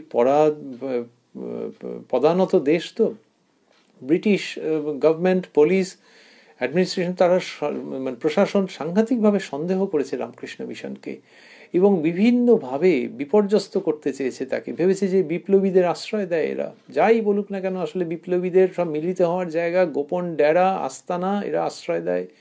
এবং সেই জন্যে শুধু সন্দেহ নয়, নানান রকমভাবে হ্যারাস করেছে। সেইগুলো ব্রহ্মানন্দজিকে সামলাতে হয়েছে। এতটাই যে ওনার দেহাবসানের 5 বছর আগে পর্যন্ত, 1922 তো 1917 পর্যন্ত মঠের ওপর দিয়ে একের পর এক, তারপরেও হয়েছে, কিন্তু 17 পর্যন্ত ট্রিমেন্ডাস যে সেই তরঙ্গ গেছে, যে এই পুলিশের এই গোয়েন্দা, এই জিজ্ঞাসাবাদ, একে ডেকে পাঠানো, ওকে সন্দেহ করা, নানান রকম, সেইটা ব্রহ্মানন্দজি সামলেছেন। সেই জন্য সংঘ নায়ক তিনি। আবারও ভাবছি যে ঠাকুর এবং মাকে মাথায় রেখে এইভাবে সংঘ পরিচালনা করছেন। আর নিজের যে আধ্যাত্মিক জীবন, ওইটাই হচ্ছে সবচেয়ে উপরে। আমরা যদি তাকে মানুষ হিসেবে দেখি, একজন ব্যক্তি মানুষ তো, একজন সাধু তো, সেইখানে সবচেয়ে বড় ফ্যাক্টর কোনটা, তার জীবনের মধ্যে থেকে কোনটা, কোন শক্তিটা এটা করছে, ঠাকুর মায়ের উপরে নির্ভর করে, 16 আনা নির্ভর করে নিজের যে আধ্যাত্মিক জীবন, সেই আধ্যাত্মিক জীবন কি উত্তুঙ্গ। যেমন বলা হয় যে হিমালয় আমাদের দেশকে রক্ষা করছে বহিঃশত্রুর আক্রমণ থেকে, রাজা মহারাজের জীবনে সেই রকম আধ্যাত্মিকতার হিমালয়, তারই কাভারে সব কিছু। সেখানে অসাধারণ একটি কেন্দ্রে সেখানে কি হয়েছে, যে যারা রয়েছেন তাদের মধ্যে মনোমালিন্য হয়েছে। মানুষ তো, রক্ত মাংসের মানুষ, মনোমালিন্য হয়েছে এবং অনেক রকমভাবে অনেকে চেষ্টা করেছেন, গৃহী ত্যাগী, কিন্তু সে চেষ্টা করছে, একটু কমছে, আবার মনোমালিন্য হচ্ছে, বিচ্ছিরি রকম হচ্ছে। তখন রাজা মহারাজজি, তিনি সভাপতি, তার কাছে প্রার্থনা জানানো হলো, তিনি সেই কেন্দ্রে গেলেন। কেন্দ্রে গিয়ে মনোমালিন্য মেটানোর কিছু চেষ্টা আলাদা করে করলেনই না, তিনি শুধু সেখানে রইলেন, সকলের সঙ্গে কথা বলছেন। তার ওই মিষ্ট গভীর আধ্যাত্মিক ভাব, নাম সংকীর্তন হচ্ছে, গান হচ্ছে, নৃত্য হচ্ছে। মহারাজ ব্রহ্মচর্যে দীক্ষা দিলেন, সন্ন্যাস দীক্ষা দিলেন, যারা যারা প্রার্থী উপযুক্ত বোধ করেছেন তাদেরকে। আর সৎ প্রসঙ্গ চলছে, আশ্রমের মধ্যে আধ্যাত্মিক তরঙ্গ খেলছে। তরঙ্গ এমনিতে ঢেউ হলে লোকে ভয় পায়, যে সমুদ্রে ঢেউ উঠেছে, বা নদীতেও যদি ঢেউ ওঠে লোকে ভয় পায়। আর এই আধ্যাত্মিকতায় যে স্বামীজি বলতেন যে আমাদের মধ্যে সবচেয়ে বড় হচ্ছে রাজা, তা সেই তার উপস্থিতিতে যে তরঙ্গ উঠছে, সেই তরঙ্গে লোকে হাবুডুবু খেয়ে অমৃত জীবন লাভ করবার মতো অবস্থা হচ্ছে। সেই যে কেন্দ্র যেখানে ওই রকম ছিল, সেখানে তিনি শুধু থাকছেন শুধু, এবং ধর্মের ভাবের মধ্যে, সচ্চিদানন্দ সমুদ্রের মধ্যে ব্রহ্মানন্দ লহরী সেই যে উঠছে, তাতে করে যে কি হলো, যখন মহারাজ চলে আসছেন তখন সকলের প্রায় কেঁদে ফেলবার মতো অবস্থা, এবং দেখা গেল the whole thing has been amalgamated, যে সমস্ত যেখানে ফাটা চির টির ধরছিল বা ধরবার উপক্রম করছিল, সমস্ত জুড়ে গেছে তার সেই পবিত্র পূত গম্ভীর আনন্দপূর্ণ অবস্থানের দ্বারা। এইটাই মহারাজজির জীবনের যে সংঘনায়ক সত্তা, তার প্রধানতম জায়গা। তিনি নিজে বলতেন যে কর্ম এবং ধর্ম, কেউ যদি এসে বলতো যে এত কাজ এসব, তাকে তিনি বকতেন যে না, এ তো স্বামীজির প্রবর্তিত কাজ, এগুলো করতে হবে, সঙ্গের মধ্যে থাকলে এই কাজগুলো করতে হবে। সেই সঙ্গে খুব গভীর ধর্ম জীবন, সেইটিকে অবলম্বন করে কর্মে প্রবৃত্ত হতে হবে, এইটাকে তিনি তুলে ধরতেন। কীরকমভাবে? যেরকমভাবে ঠাকুর শ্রীরামকৃষ্ণ শিখিয়েছেন। তিনি বলতেন যে 12 আনা মন ঈশ্বরে দিয়ে 4 আনা মন যদি কেউ সংসারে সমাজে দেয়, তাহলে একেবারে যথেষ্টের থেকেও বেশি হয়ে যায়। ওই 12 আনা মন ঈশ্বরে দেওয়া, এইটা তিনি বারবার করে সংঘের মধ্যে যারা, বাইরে যারা, বিশেষ করে সংঘের মধ্যে, আমরা সংঘ নায়কের কথা আলোচনা করছি তো, তার পূত প্রসঙ্গ, 12 আনা মন ঈশ্বরে দিয়ে রাখতে হবে, এটি তিনি বিভিন্ন সময়ে বলেছেন। একবার একজন সন্ন্যাসীকে বলছেন, কোন ত্যাগী মানুষদের সম্বন্ধে, একটা ছেলে যদি ধ্যান জপ ঠিক ঠিক করে, তো তার পুণ্যে একটা মঠ চলে যায়। কি অসাধারণ উক্তি! এই কোনো ত্যাগী সন্ন্যাসী যদি এরকম থাকে, সেই অর্থে বলছেন একটা ছেলে যদি ধ্যান জপ ঠিক ঠিক করে, তো তার পুণ্যে একটা মঠ চলে যায়। পুণ্য মানে অলৌকিক কিছু হয়ে যাবে, একদম সব সম্পদ মঠের উপর ঝরে পড়বে, তা নয়। কিন্তু ওই যে কিনা ঠিক ঠিক জপ ধ্যান করছে, ধ্যান জপ ঠিক ঠিক করছে, তার ওই ধ্যান জপের প্রভাবে কীরকম হবে, যে মঠের কোনো অসুবিধে হবে না। এই ধর্ম এবং কর্মকে মেলানো এই সংঘনায়কের জীবনে। যখন রামকৃষ্ণ মিশনের প্রথম মহাসম্মেলন হলো, তখন শ্রীমৎ স্বামী শিবানন্দজি বলছেন, স্মৃতি রোমন্থন করার মতো করে ভঙ্গিতে বলছেন যে, in fact under the paternal care of the Raja Maharaj, the first president of the Ramakrishna Mission, the organization that had but existed as a seed in the monastery of Boranagar assumed its present form of a mighty plant.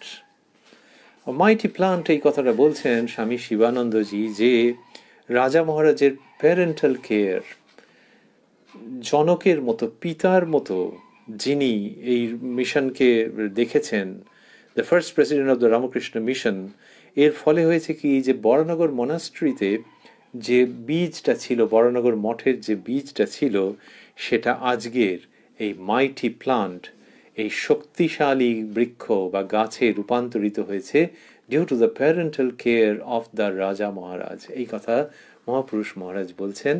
এই যে রাজা মহারাজ গড়ে তুলছেন, সংঘনায়ক গড়ে তুলছেন, কার স্বপ্নকে নিয়ে? যুগনায়কের স্বপ্নকে নিয়ে। আমরা প্রতিটি বাক্যের মধ্যে ভাবছি মাথার উপরে সূর্যচন্দ্রের মতো ঠাকুর এবং মা। তবে এই সংঘের কথা যিনি নিজের শ্রীমুখে উচ্চারণ করলেন, চিঠিতে লিখলেন, রূপরেখা নির্মাণ করে দিলেন, অন্যদের কতভাবে বোঝালেন, দরকার হলে বকলেন, স্নেহের বন্ধনে নিয়ে এলেন, সেই স্বামী বিবেকানন্দ, সেই যুগনায়ক যা বলেছেন সেটিকে এই সংঘনায়ক নিজের জীবন দিয়ে রূপায়িত করে গেলেন। এই অনুষ্ঠানের শেষে আমরা উভয়ের পারস্পরিক সম্পর্কের মধ্যে থাকবো একটু করতে করতে। আর অল্প সময়ের মধ্যেই আমরা এই অনুষ্ঠান সমাপন করব এমন একটি প্রসঙ্গের যার সমাপন হয় না। রাজা মহারাজ ও নরেন্দ্রনাথ, অর্থাৎ রাখালচন্দ্র ও নরেন্দ্রনাথ, এরা দুজন, আমরা আগেই বলছিলাম যে সিমলা পাড়ায় তাদের কৈশোর কেটেছে, একই আখড়ায় কুস্তি লড়েছেন, ওইখান থেকে এদের ওই বন্ধুত্বের সূত্রপাত। আর আমরা বলছিলাম যে এমনিতে দেখতে গেলে দুজনের বিপরীত ভাব। নরেন্দ্রনাথ ছুটন্ত, দুরন্ত, রুখে রাখা যায় না, আর রাজা মহারাজ যেন সব কিছুতেই আচ্ছা ঠিক আছে মেনে নিচ্ছেন, এইরকম একটা ভাব তাদের তার কম বয়সে। বাইরের দিক থেকে একজন আরেকজনের যেন অ্যান্টিথিসিস। কিন্তু পরবর্তীকালে ঠাকুর শ্রীরামকৃষ্ণ তিনি এসে এই এমন উপাদানে এগুলিকে গড়ে দিচ্ছেন, দেখা যাচ্ছে যে পরস্পরকে কিভাবে দেখছেন। আমাদের যা শব্দ আছে কিছু দিয়ে আমরা কুল করে উঠতে পারবো না, যে পরিপূরক, পরস্পরের প্রতি শ্রদ্ধাশীল, পরস্পরের উপর নির্ভরশীল, দেখা যাবে এগুলো সবই সত্য, কিন্তু তারপরেও যেন আরো কিছু বলার থাকছে। স্বামীজি বলেছিলেন আধ্যাত্মিকতায় রাখাল আমাদের মধ্যে শ্রেষ্ঠ। এই সব কটা উক্তির মধ্যে দেখা যাবে অদ্ভুত অদ্ভুত আলো আছে। এমনিতে হতে পারে নাকি? ওই ঠাকুর বললেন যে সপ্তর্ষি মণ্ডলের সেই ঋষি নেমে এসেছেন। ঠাকুর এক জায়গায় বলছেন যে নরেনের কথায় যে আমি ওকে আত্মার আত্মীয় জ্ঞান করি, আমি ওর অনুগত। তা সেই তাঁর কি আধ্যাত্মিকতার কিছু কমতি? কিন্তু সেই তিনিই বলছেন আধ্যাত্মিকতায় রাখাল আমাদের মধ্যে শ্রেষ্ঠ। এইগুলোর বিচার করতে পারা আমাদের সাধ্যের মধ্যে নেই, কিন্তু ভাবতে অপরিসীম আনন্দ আছে। ওই জন্য আমরা বলছিলাম যে পরিপূরক, শ্রদ্ধাশীল এইসব দিয়ে আমরা ঠিক মাপতে পারবো না, কিন্তু হ্যাঁ অনুসরণ করতে ইচ্ছে হয়, অনুসরণ করবার প্রয়োজন। ওই যে ঠাকুর বললেন যে রাখালের রাজবুদ্ধি আছে, সে রাজ্য চালাতে পারে, ওইখান থেকে স্বামীজি তাকে রামকৃষ্ণ সংঘের সভাপতি পদে দেখতে চাইলেন। এটি তো আমরা আগে উল্লেখ করেছি। এই ঠাকুর কি দেখে বলেছিলেন তিনিই জানেন, কিন্তু আমরা ভাবছি ওই যে বলছিলাম আমরা যে মোটামুটি ভাবতে গেলে যে 1901 থেকে 1922 মানে 21 বছর, তার সঙ্গে 4 যোগ করলে 25 বছর, প্রায় আড়াই দশক ধরে রাজা মহারাজ যেভাবে চালালেন সেটাতে বোঝা যায় যে একটা রাজ্য চালানোর থেকে ঢের বেশি সেটা শক্ত। কেননা সাধুদের প্রতিষ্ঠান, আমরা সংগঠন বলি, সংঘ বলি, যাই বলি, একটা সাধুদের প্রতিষ্ঠান যার মধ্যে গৃহী মানুষরা আসছেন, সেই গৃহীর কল্যাণ হচ্ছে, আবার গৃহীরা সাধুদের কাছ থেকে আদর্শটা নিচ্ছেন, কেউ কাউকে ছোট করছেন না, এইসব মিলে এর মধ্যে এমন অদ্ভুত অদ্ভুত ভাব ইন্টারভাইন্ড হয়ে আছে, এবং সেখান থেকে ভবিষ্যতের পরিকল্পনা হচ্ছে। তার উপরে আবার ব্রিটিশ পুলিশের গোয়েন্দা ঘুরছে, একেবারে শ্বাস ফেলছে আশ্রমের চারপাশে। এর মাঝখান থেকে পুরোটাকে স্টিয়ার করা ও অনেকগুলো রাজ্য চালানোর মতো। স্বামী বিবেকানন্দ যে এই যে বললেন যে রাজা মহারাজই প্রথম সভাপতি হবেন ঠাকুরের ইচ্ছাকে মান্যতা দিয়ে, সেটা দেখা যায় যে অপূর্ব আর তিনি নিজে সরে দাঁড়ালেন, যে বড় গাছের ছায়ায় অন্যরা বাড়তে পারবে না। এই সব অদ্ভুত অদ্ভুত ঘটনা আমাদের মনে আসছে। এইরকম তাদের সম্পর্ক বলতে গেলে একটা অনুষ্ঠান কেন, মানে সারা জীবন ধরে মানুষ ভাবতে পারেন এদের এই সম্পর্কের কথা। তবে হ্যাঁ, ইতিহাসের দিক থেকে ভারী গুরুত্বপূর্ণ যে যুগনায়ক বিবেকানন্দ ও সংঘনায়ক ব্রহ্মানন্দ, এদের দুজনের মিলিত ঐক্যতানে কি অপূর্ব সঙ্গীত পৃথিবী জুড়ে ধ্বনিত হয়েছে এবং আজও ধ্বনিত হচ্ছে অতি শক্তিশালী রূপে। বিদেশ থেকে যখন স্বামী বিবেকানন্দ ফিরলেন, ফেরবার পর তো এখন একটা অসাধারণ আনন্দের হিল্লোল কল্লোল বয়ে যাচ্ছে যে আমাদের নরেন, ঠাকুরের নয়নমণি, সে ওখান থেকে ফিরেছে, ফলে বিদেশ থেকে ফিরেছে। গুরু ভাইদের মধ্যে কি আনন্দ, এবং যখন দেখা হচ্ছে স্বামীজির সঙ্গে নিরঞ্জন মহারাজের, স্বামীজির সঙ্গে অন্যদের, তখন সেই যেন দুজনের মুখের দিকে তাকিয়ে থাকছেন, এবং কত কি যেন বলবার আছে সেসব যেন শেষ হচ্ছে না। এই তো সব পরিবেশ হয়েছে। তার মধ্যে যখন স্বামীজি এসে তার দেখা হলো তার রাজার সঙ্গে, রাজা মহারাজের সঙ্গে, তখন কি হলো, তখন স্বামীজি প্রণাম করলেন রাজা মহারাজকে, বললেন গুরুবৎ গুরুপুত্রেষু। ওই যে শ্রীরামকৃষ্ণের মানস পুত্র, তো তো তাকে প্রণাম করলেন গুরুবৎ গুরুপুত্রেষু বলে। সঙ্গে সঙ্গে রাজা মহারাজ, আমরা মনে রাখছি 9 দিনের ছোট বড়, কিন্তু রাজা মহারাজ সঙ্গে সঙ্গে স্বামীজিকে প্রতি প্রণাম করলেন। কি সুন্দর কথা বলে বললেন, জ্যেষ্ঠ ভ্রাতা সম পিতা, মানে যিনি জ্যেষ্ঠ ভ্রাতা তিনি পিতার মতো। তাহলে ওই স্বামীজি 9 দিনের বড়, তো সেইটা বলছেন জ্যেষ্ঠ ভ্রাতা সম পিতা। আর স্বামীজি তাকে বলেছেন গুরুবৎ গুরুপুত্রেষু। যারা দেখেছেন তাদের মানে চোখের জল ধরে রাখা মুশকিল, আবার যে আনন্দ পেয়েছেন সেটা সারা জীবনের জন্ম জন্মান্তরের সম্পদ। এইসব ঘটনা হয়েছে। ব্রহ্মানন্দজি মহারাজ স্বামী বিবেকানন্দ সম্পর্কে, স্বামীজির সম্পর্কে বলতেন, তার কাছে যারা আসতেন তাদেরকে, ঠাকুর তাঁর ভিতর দিয়ে জগতে প্রকাশ হয়েছেন, ঠাকুর তাঁর ভিতর দিয়ে জগতে প্রকাশ হয়েছেন, তাঁর কথা ঠাকুরের কথা বলে জানবি, এইরকম। আর অনুষ্ঠান শেষ করব আমরা ছোট্ট ঘটনা দিয়ে, যে ঘটনার মধ্যে অনেক রকমের রং, অনেক রকমের আনএক্সপেক্টেড টার্ন, কিন্তু আমরা ছোট্টের মধ্যে সেই অসামান্য ঘটনাটিকে স্মরণ করব। বেলুড় মঠের ঘাট তৈরি হবে, স্বামীজির ইচ্ছে হয়েছে, এবং উনি ওটা বসে বসে ভেবেছেন। আর তো ওনার তো আর বেশি দিন নেই, ইহ জগতে থাকবেন না বেশি দিন। ইঞ্জিনিয়ার আছে বিজ্ঞান মহারাজ, তার স্বামীজি তাকে ভার দিয়েছেন যে তিনি ওইটা করবেন, কনস্ট্রাকশন হবে ঘাটের। বিজ্ঞানানন্দজি নেমে পড়েছেন। আচ্ছা, এবার রাজা মহারাজ হচ্ছেন সভাপতি, মঠের প্রেসিডেন্ট। বিজ্ঞানানন্দজি করছেন করছেন করছেন কাজ, কত টাকা এস্টিমেট, আর স্বামীজি রাজা মহারাজের সঙ্গে যোগাযোগ রাখেন। বিজ্ঞান মহারাজকে দিয়েছেন, কিন্তু প্রেসিডেন্টের সঙ্গে তিনি যোগাযোগ রাখেন। তাই এরকম এরকম দিনে কাজ হবে, কত হাজার টাকা লাগবে ইত্যাদি সমস্ত হয়েছে।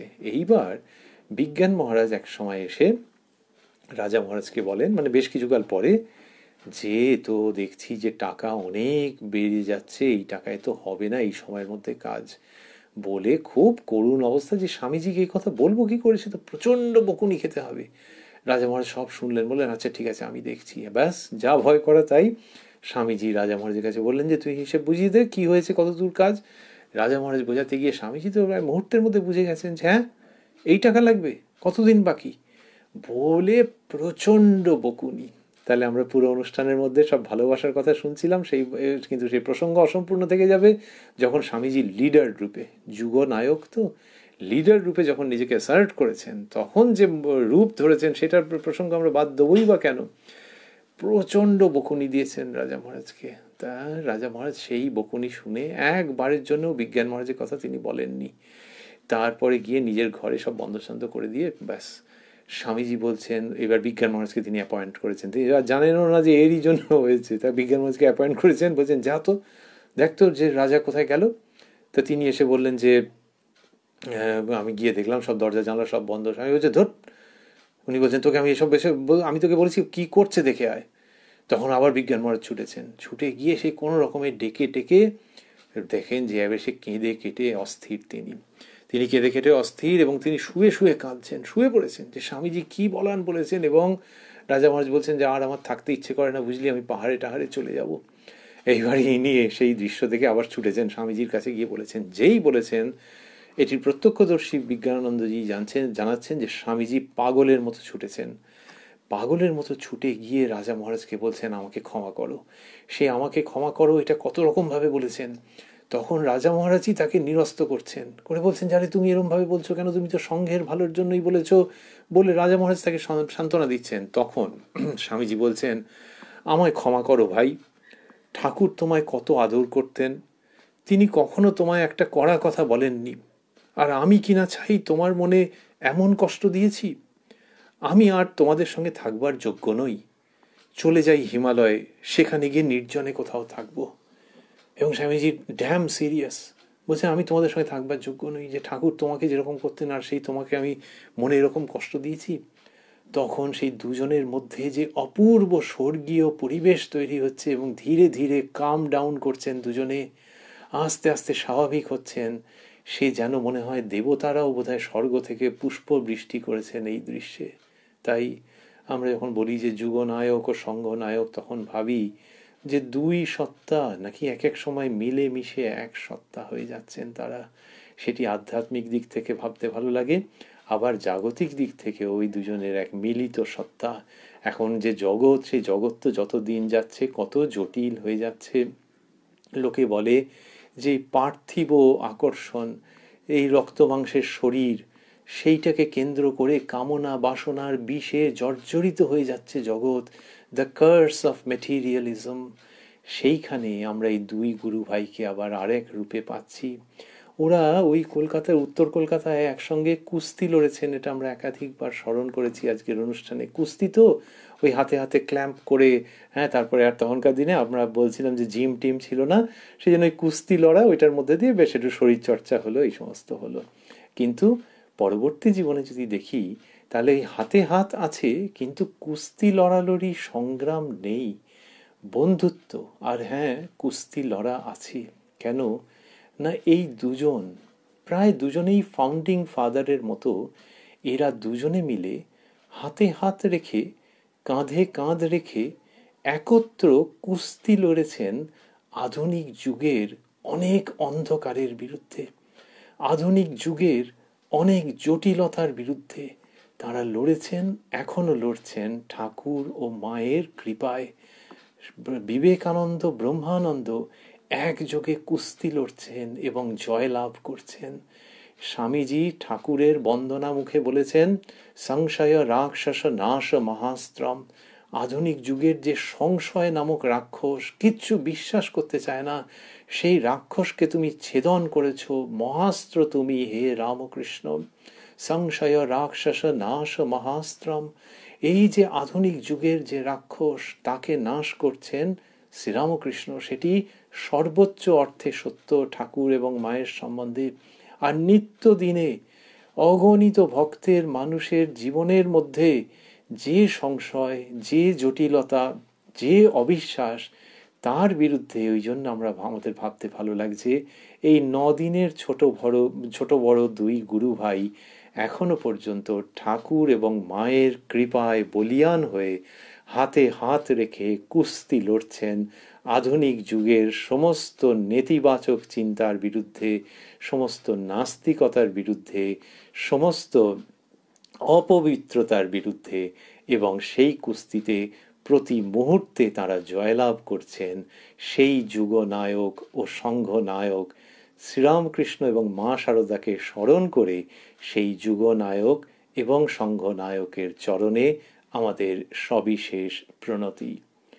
ওং জননীং শারদাং দেবীং রামকৃষ্ণং জগদ্গুরুং পাদপদ্মে তয়োশ্রিত্বা প্রণমামি মুহুর্মুহুঃ।